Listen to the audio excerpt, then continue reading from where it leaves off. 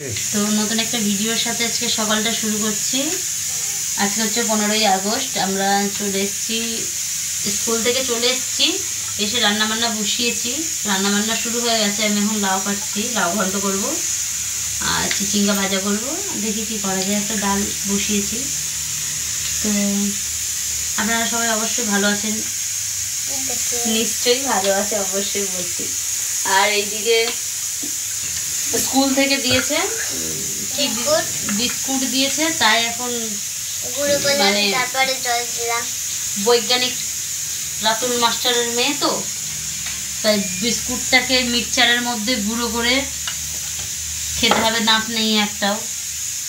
এই যে তার মধ্যে উপরে মিশিয়ে কি অবস্থা।